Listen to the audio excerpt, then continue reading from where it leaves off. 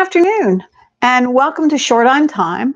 We're kind of having fun finding items to read during this time. This is a piece of microfiction, so we're not going to suck up your entire afternoon reading a short story. This one was written by Angela Largent. Angela decided at the age of 12 that she wanted to be a writer, but then adult life had its way with her.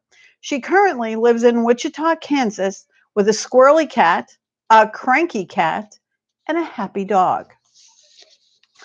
And the title of this story is Always Read the Instructions by Angela Largent. It's not a holiday until I get into the kitchen with Mom. Even though I live in a different city now and we don't cook together much anymore, we fall back into the familiar patterns. She places her best knife on the cutting board in front of me. I hand her the salt before she realizes that she needs it. The turkey was in the oven and we were both sitting at the table peeling potatoes. The picture window in my mom's dining room gave a panoramic view of the Gunderson property across the street. They had already decorated for Christmas and went all out. The house was entirely outlined in Christmas lights. 6 angels graced the roof, each holding a sign painted with a seasonal word, such as peace or joy. The front of the house was gift wrapped, and several wreaths hung from the fence. 4-foot-tall plastic candy canes lined the drive, and a giant inflatable Santa in a bass boat was moored in the front lawn next to an enormous oak. The Santa strained at the lines with each gust of wind.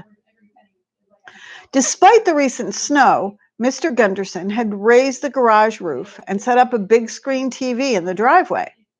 3 guys were sitting in lawn chairs, drinking beer and watching football. Another guy was lovingly waxing a red firebird as he kept his eye on the game. Mr. Gunderson had set up a turkey fryer in the driveway, and the oil was heating. He was standing at a card table next to it, cutting up something disgusting that looked like raw liver and tossing pieces into a bait bucket. A small pack of dogs surrounded him, nosing at the table. He swatted them away, but they kept coming back. A neighborhood cat sat on the fence, watching his every move. Grandma Gunderson shuffled along the driveway with her walker. She kept listing to the right, like one of the wheels was sticking.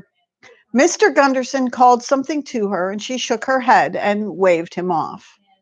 The Firebird guy stood guard over the bait, shooing away the dogs, while Mr. Gunderson went into the house and brought out the turkey. The other guys gathered around and watched as he lowered it into the oil. A flame shot into the air, and he dropped the turkey and jumped back. He tried to put out the fire with an extinguisher, but it froze up. The men shouted and laughed, but the flame died down quickly. They lost interest and went back to their game. Mr. Gunderson finished with the bait and was carrying the bucket up the driveway when a gust of wind shook the tree and a large clump of ice broke loose and rolled down a branch, dropping into the fire. Fire flared several feet into the air, igniting a season's greeting flag hanging from the rim of the basketball goal. The men had all jumped to their feet, but they didn't look alarmed. They were keeping an eye on the fire to see if the flame would die out.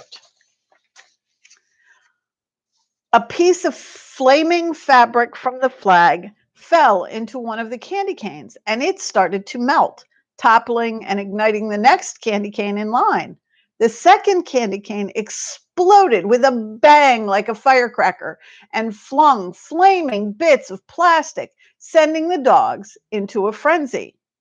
The cat had been hiding under the Firebird. It shot out from under the car and ran down the drive. One of the dogs gave chase, knocking into Grandma Gunderson as it passed. She spun in a circle, one side of the walker lifting off the ground. As she was about to overbalance, one of the other dogs seized the tennis ball on the leg of the walker. I'm sorry, guys. It tugged the ball loose, pulling the walker back upright. Grandma Gunderson took a shuddering breath, then shuffled down the drive away from the fire. Mrs. Gunderson ran out of the house with the kitchen fire extinguisher.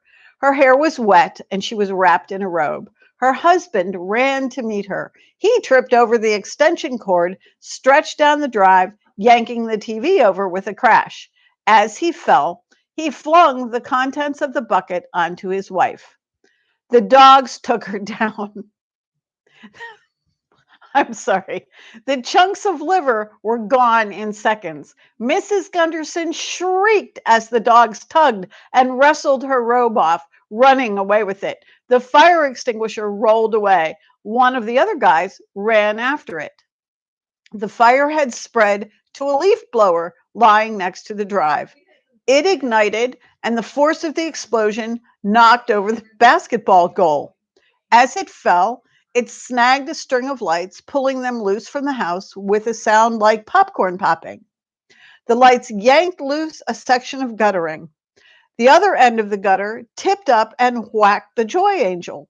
She teetered a few times, then tumbled down the roof, doing a nosedive through the windshield of the Firebird. I stood there at the window, my mouth hanging open. Mom grabbed the phone and called the fire department. A couple of neighbors ran out with fire extinguishers, trying to prevent the blaze from spreading. The inflatable Santa in his bass boat tore loose from its moorings and went flapping down the street like it was fleeing the scene. Mr. Gunderson ran past our window, his wife streaking after him, brandishing a barbecue fork. As the woman passed, Mom squinted at a tattoo on her butt.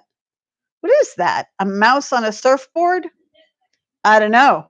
Maybe a spider playing a banjo. Mom sighed.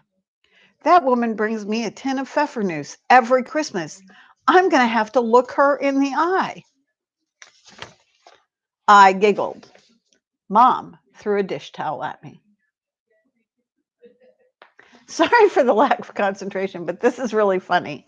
Have a great holiday weekend, and we'll see you Tuesday.